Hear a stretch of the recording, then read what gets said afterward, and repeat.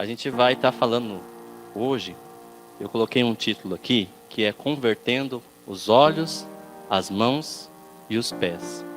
Nós vamos estar abrindo lá em Atos, capítulo 3. Primeiro a gente vai ler Atos, capítulo 3, depois a gente vai estar começando. Você já teve um pensamento assim, mas tudo pro meu vizinho dá certo e para mim não, nada dá certo. A grama do meu vizinho é mais verde que a minha. O carro do meu vizinho é melhor que o meu. Ou tá tudo certo para ele, ou o meu amigo de trabalho está lá crescendo na empresa e eu nada, né? E nada dá certo para mim. Então é mais ou menos sobre isso. Ou então a gente vê alguém precisando de alguma coisa, a gente não faz nada para ajudar, né? Então lá, Atos capítulo 3, a gente já sabe que é o coxo na porta do templo, né? O templo na porta formosa. E eu vou estar lendo para vocês, depois a gente vai estar usando aqui esse texto para estar descobrindo ali a conversão dos olhos, das mãos e dos pés, tá? Então vamos lá, em Atos capítulo 3, diz assim: Pedro e João estavam se dirigindo ao templo para a oração das 3 horas da tarde. Estava sendo levado um homem, coxo de nascença, que diariamente era colocado às portas do templo chamada Formosa, para pedir esmolas aos que entravam. Quando ele viu Pedro e João, quem ia entrar no templo, pediu que lhe dessem uma esmola. Pedro, fitando juntamente com João, disse: Olha para nós. Ele os olhava atentamente, esperando receber alguma coisa. Pedro, porém, disse: Não possuo nem prata e nem ouro, mas o que tenho, isso lhe dou. Em nome de Jesus Cristo Nazareno, levanta-te e anda. E pegando na mão direita do homem, ajudou-o a se levantar. Imediatamente, os seus pés e tornozelos se firmaram, e dando um salto, ficou em pé. Começou a andar e entrou com eles no templo, pulando e louvando a Deus. Todo o povo viu o homem andando e louvando a Deus, e reconheceram que ele era o mesmo que pedia esmolas, assentado à porta formosa do templo, e ficaram muito admirados e espantados com o que lhe tinha acontecido. Então, para a gente contextualizar, Pedro e João tinha acabado de sair de Atos 2, né? Então eles estavam cheios do Espírito Santo. Tinha acabado de sair de Atos 2, e ali a gente vê alguns personagens. Primeiro a gente vê Pedro e João indo para o templo. Depois a gente vê o coxo. E também a gente tem mais alguns personagens que são os amigos do coxo, que levam ele todos os dias na porta formosa. Aí a gente pensa, será que esses caras são amigos de verdade desse coxo? Né? Porque eles levam eu imagino que eles levam esse coxo, imagino não, está escrito ali, né? Todos os dias de manhã, deixa ele lá na frente da porta, depois volta à tarde, pega ele e leva embora. De manhã, deixa lá na frente, de tarde, pega ele e leva embora, né? Muitas vezes a gente tem esses tipos de amigo, ou a gente também é esses amigos, né? Nós somos esses amigos. Por quê? Muitas vezes a gente vê alguém fazendo alguma coisa errada, ou alguém falando alguma coisa que não deve, e a gente concorda, né? Esse é esse tipo de amigo que está ali, porque eles não estão ajudando realmente esse coxo, eles estão simplesmente levando ele lá, fazendo a função de deixar ele lá e tirar ele de lá. Deixar ele lá e tirar de lá. E nunca que muda de vida, né? Então, esse rapaz devia estar lá 30, 40, 50 anos, né? Fazendo a mesma coisa. E aí, aqui fala do coxo de nascença. E eu fui procurar no Google, né? O que é um coxo? Porque a gente tem coxo e tem paralítico, né? Então, qual que é a diferença de um coxo e de um paralítico? O paralítico, ele tem alguma paralisia, né? Então, realmente, tem uma paralisia, ele não anda, né? Ou não anda, ou não faz alguma coisa. E o coxo não. O coxo, diz o Google, que ele tem uma perna maior que a outra, ou ele tem alguma dificuldade, ou ele tem alguma atrofia, alguma coisa ele tem ali que ele não consiga andar, mas ele pode andar. E aí a gente fica imaginando, se ele pode andar, por que já acha que ele não anda, né? Por que ele não anda? Porque desde pequenininho, ele foi ensinado que ele não podia andar. Ele foi, o mundinho que ele vivia ali, era de uma pessoa que só tinha aquilo para a vida, ele não tinha perspectiva nenhuma. Quando ele nasceu, já coxo, se a mãe, se o pai, se tivesse E aí, mano? Se tivesse uma estrutura, ele poderia ter andado do jeitinho dele, da forma dele. Mas desde pequeno ele foi ensinado que ele não podia andar, ele não conseguia andar. E ele foi crescendo e encontrou esses amigos que forçaram ainda mais. E todo esse tempo, obviamente, como ele não andava, ele foi atrofiando. Foi atrofiando as pernas, foi atrofiando, até no momento que realmente ele não podia andar. E aí que a gente começa a ver a conversão dos olhos. Se a gente pegar lá em Atos, no versículo 3, Atos 3:3, já começa ali. Quando ele viu Pedro e João. Quando ele viu Pedro e João, era um olhar de pedir alguma coisa material. Ele estava esperando de Pedro e João o dinheiro, a esmola, o ouro, a prata. Isso que ele esperava, que é o que todo mundo dava para ele. Ele estava ali para isso. E também, às vezes, os amigos estavam querendo o dele também, né?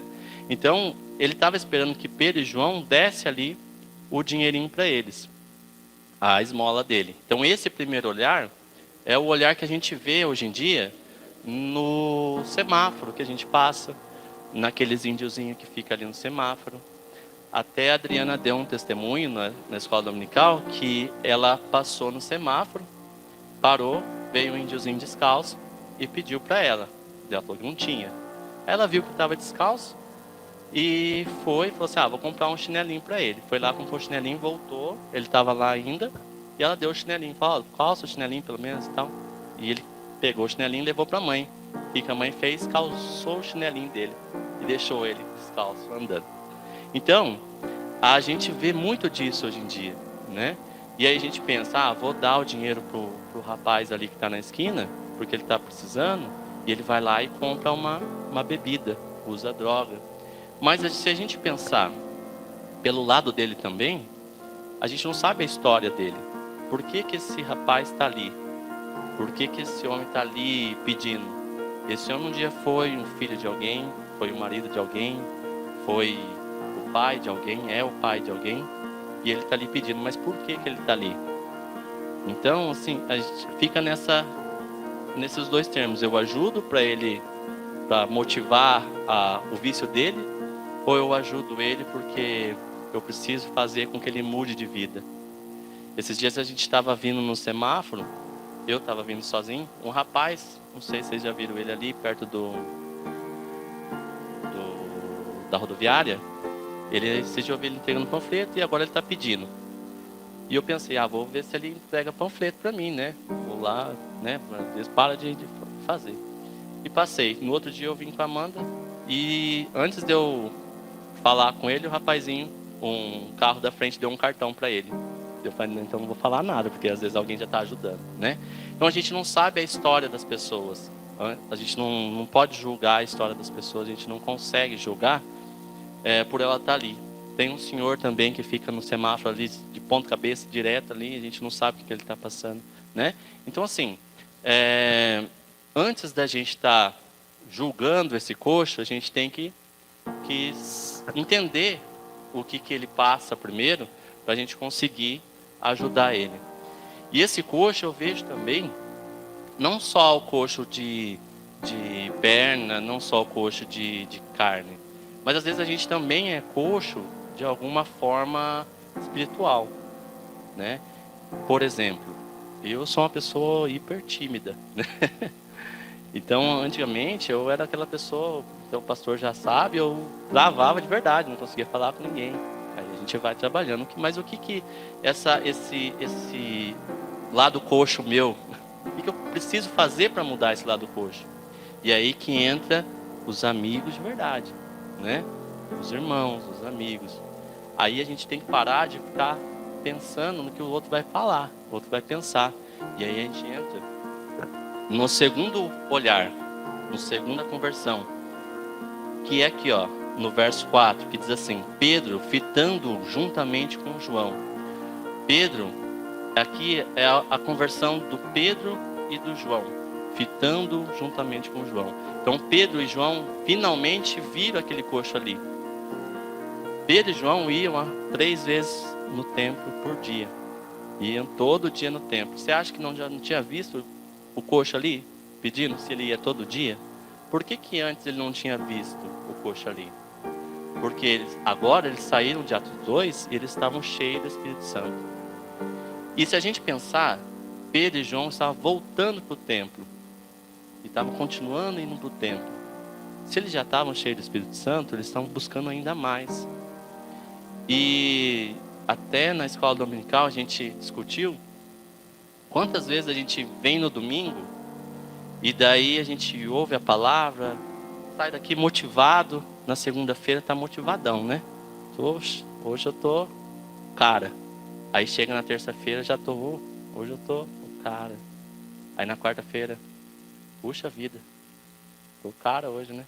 Aí na quinta-feira, aí você vai desmotivando. E se você, não que você não esteja junto com o Espírito, mas você precisa do alimento, você precisa alimentar. Isso, quando a gente vem no domingo, e depois vem na terça, aí seu alimento renova. Porque na terça a gente foca na oração. Aí quando você vem no domingo de manhã na escola dominical, aí você renova ainda mais, você está aprendendo com o Sávio aqui, ó, todo domingo, né? Lá aprendeu uma coisa super legal hoje que eu não posso falar aqui, né? Né? Então assim, você está renovando todo dia. Ah, mas eu não posso vir na terça, não posso. Beleza, né? Mas você precisa renovar, você precisa estar lendo a palavra, se alimentando a todo momento. Porque se você não se alimenta a todo momento, você começa a ficar atrofiado. Seu coração atrofia, seu espírito atrofia, sua alma atrofia, a sua vocação atrofia. Por isso você precisa se alimentar. Se você não comer, você vai o quê? Desmaiar, né? Você precisa alimentar da palavra de Deus, né? O verbo que se fez carne, né? Então a gente precisa se alimentar. Então essa segunda conversão que eu vejo aqui é a conversão do Pedro e do João. Porque eles viam ele ali, mas agora eles fitaram os olhos ali e viram de verdade. Eles só não olharam, eles viram, né? Então só de olhar ali é o que a gente faz todo dia, na hora que a gente entra ali e fala: paz, irmão. Virou rotina, paz, irmão. Paz do Senhor, né? Normal. Agora se você perguntar: paz do Senhor, você está bem e tal, né? É outra coisa. Aí quando você está cheio do Espírito Santo, aí você começa a desenvolver um pouquinho mais esse fitar com os olhos. Mais um olhar que a gente vê aqui é depois que ele fala: fitaram juntamente com João e disse: olhe para nós. Isso aqui, ele está falando para ele parar de olhar para o irmão que está do lado. Que é isso que eu estou tentando fazer para livrar essa cocheira que eu tenho. Parar de pensar o que o Sávio está pensando que eu estou falando, né? Do que o João está pensando, do que o Bruno está pensando, do que o pastor está pensando. Para de ficar olhando para o lado. Olha para mim. Olha para Deus, olha para Jesus. Se você está passando por uma dificuldade, para de ficar pensando o que o outro vai pensar de você. Olha para Jesus. Se você parar de pensar nos outros, você consegue fitar os olhos só em quem importa. Então olha para mim, porque eu tenho a salvação que você precisa. Olha para mim, porque eu não vou te dar o ouro nem a prata que a gente vai ver aqui agora, mas eu tenho a verdadeira salvação que você precisa. Jesus tem a salvação que a gente precisa. Não é a Thalitinha, não é o Neno, não é a Patrícia, é Jesus. Não adianta eu vir aqui na frente, cantar, vir pregar, vir na escola dominical, se não for para Ele, se não for pensando no que é dele. O que eu falar aqui não sai de mim, sai dele. O que você cantar, o que você pregar é dele. Então olha para Jesus, não olha para mim, não olha para o Bruno, não olha para a irmãzinha que está mexendo na sacolinha, né? Olha para Jesus, tá? E aí, a gente tem o quarto olhar, que é um pouco decepcionante, porque depois de tudo isso que ele fala, que Pedro e João fita ali com o olho e dá essa chamada, olha para mim, cara, você tá maluco, né? Tá doidão? Ele ainda tem um quarto olhar ali no verso 5 que diz assim: ele os olhava atentamente, esperando receber alguma coisa em troca. Ele ainda estava no primeiro olhar. E depois de tudo isso, ele ainda voltou. Ele estava ainda naquela mesmice. Por quê? Quando eu falei no começo, ainda ele estava atrofiado ali. Ele viveu todo esse tempo pensando que ele não tinha outra vida para ele viver. É a mesma coisa dessas crianças que ficam na rua pedindo. Eles não têm outra vida. Então para eles ali é normal pedir. Para eles aquilo ali é a vida deles. Então não tem como sair daquilo. Eles é aquilo. Então se não tiver uma mudança de foco, uma virada de chave, ele não vai mudar. E isso depende de quem? Da mãe que está ali sentado na esquina, esperando ele trazer a esmola? Não. Depende da gente. Depende de quem ajudar e da forma que for ajudar, né?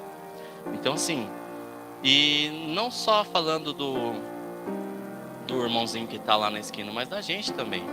Se a gente não tiver esse pensamento, a gente não vai conseguir trazer mais vidas, trazer mais esperança para ninguém. E aí, ele falando isso, esse último, aí Pedro já dá uma rasteira nele. Porque ele fala assim: não possuo nem prata e nem ouro, mas o que tenho te dou. O que ele quis dizer? Ele não possuo o que você está esperando, mas o que eu tenho é a salvação que você precisa. É o que você precisa, é a cura. E a gente vê um amigo diferente, que ele não conhecia. Porque o que ele conhecia até então era aquele amigo que levava ele todos os dias ali na porta. E agora ele começa a conhecer os amigos que realmente se importam com ele. Aqueles amigos que falam a verdade para você, não o que você quer ouvir, mas o que realmente você precisa ouvir. Às vezes a gente está fazendo alguma coisa ali que não é muito legal, mas é o que a gente precisa ouvir de um amigo. E esse amigo vem e dá uma tapinha nas costas. Legal que você está aí falando besteira. Legal que você está aí se drogando. Em briga de marido e mulher, eu não me meto, né? Não mete a mulher. Não é assim que funciona. Porque nós somos cristãos, não sei, plural.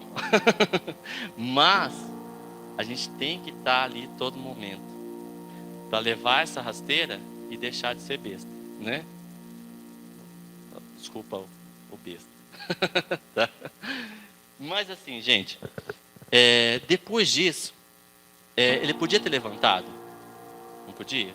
Por quê? Em nome de Jesus Cristo Nazareno, levanta e anda. Mas aí a gente vê a conversão da mão. Por quê? Se a gente prestar atenção, ele não levanta sozinho. Quem levanta ele é Pedro. E eu imagino, porque não fala ali, né? Pegue pela mão e tal. Mas se eu chegar, sabe, levanta e anda. Claro que ele vai andar, ele sabe andar, né? Mas se eu chegar e der a mão para ele, ele vai levantar, mesmo não falar nada. Eu vou, sabe, tal, levantar, ele levanta. Por que ele foi salvo? Por causa da conversão. Eu vejo que por causa da conversão das mãos primeiro. Por quê?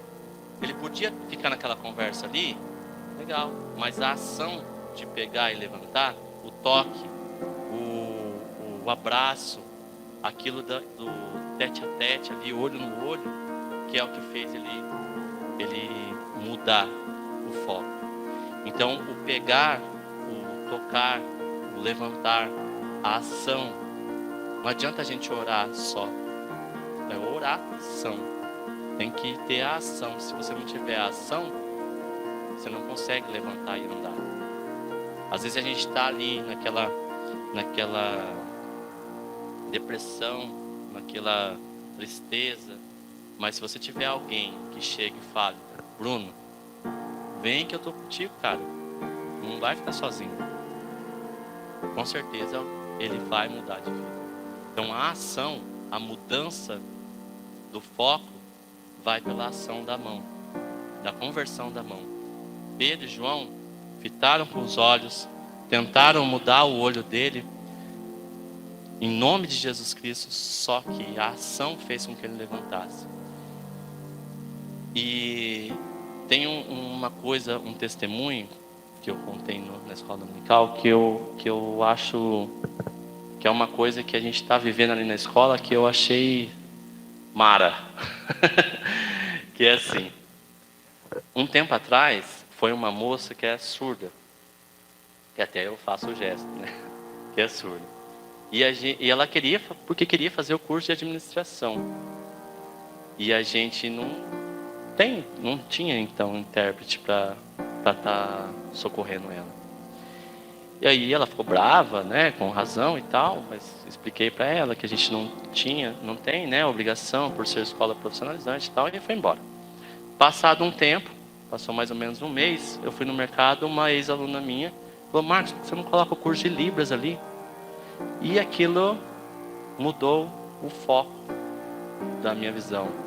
Porque se eu tenho um curso de Libras, eu formo um intérprete para ajudar ela, né? E foi isso que a gente fez. A gente colocou o curso de Libras e começou os intérpretes ali e tal, a rolar o curso. Passou mais um tempo, quem que volta lá?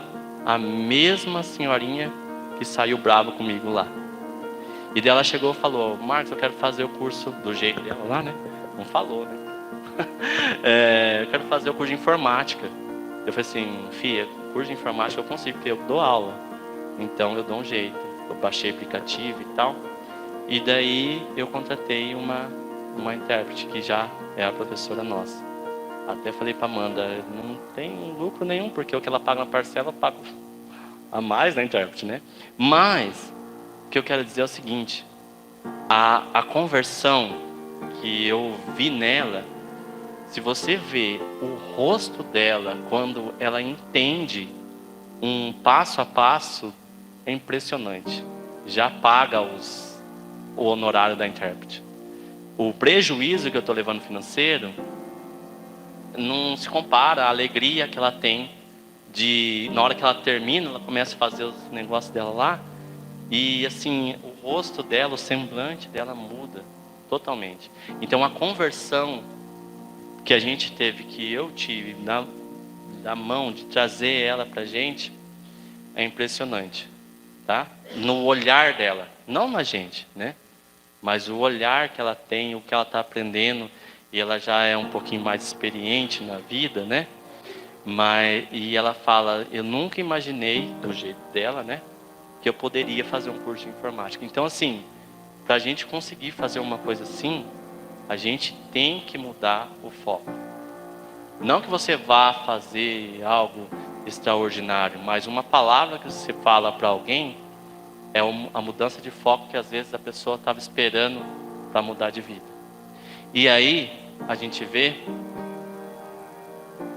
a conversão dos pés. Porque a gente vê aqui no verso 7: e pegando com a mão direita, ajudou a levantar. Imediatamente os seus pés e tornozelos se firmaram. Ele foi levantando. E dando um salto, ficou em pé, começou a andar e entrou com eles no templo, pulando e louvando a Deus. A conversão dos pés, assim que ele levantou, a primeira coisa que ele fez foi entrar no templo, louvando a Deus. Naquele tempo a gente sabe que o coxo, ele era amaldiçoado. Ele tinha um pecado que ele não podia entrar. E ele não podia entrar e ninguém ia levar ele lá dentro. Deixava na porta. Eu imagino que ele ficou a vida toda querendo entrar da porta para dentro. E ele não podia. E a primeira coisa que ele fez foi entrar com Pedro e João para dentro do templo. E a conversão dos pés, ela gerou um pouco de estranheza no povo que estava ali, porque todo mundo conhecia ele como coxo que ficava ali sentado. E aí começaram a olhar para João, para Pedro, de uma forma diferente, que a gente vê um pouquinho depois, lá no capítulo 12, que diz assim: israelitas, por que vocês estão admirados com isso? ou porque eles estão com os olhos fixos em nós, como se pelo nosso próprio poder ou piedade tivéssemos feito este homem andar. Por que você está olhando para mim? Olha para Jesus. É isso que ele está falando. Não fui eu que curei ele, não fui eu que fiz ele andar, não fui eu que peguei na mão dele. Foi Jesus que fez ele andar, não fui eu. Então, para a gente finalizar, tudo isso só foi possível porque ele fez em nome de Jesus o Nazareno. Então, nada que a gente fizer, da porta para fora, da porta para dentro, vou doar um alimento, vou tirar uma selfie, vou ajudar, vou levar a Thalitinha lá em Curitiba para ajudar a Camila, vou tirar uma selfie com a Thalitinha. Vou levar o fulano não sei aonde. Não faz sentido, porque não é você que está fazendo, não é para você que está fazendo, não é para ajudar. Às vezes a pessoa fica até constrangida, né? Mas se a gente fizer em nome de Jesus, aí sim vai surtir efeito na sua vida e na vida dela. E eu anotei aqui só um resumo para a gente terminar. Os olhos convertidos dos discípulos que passaram a enxergar o coxo em frente ao templo, pegaram o mendigo pelas mãos e o fez andar. A conversão dos olhos, das mãos e dos pés, a mudança de foco, a ação da mudança e a reação para mudar realmente a vida dele. E tudo que temos que fazer tem que ser feito em nome de Jesus. Amém?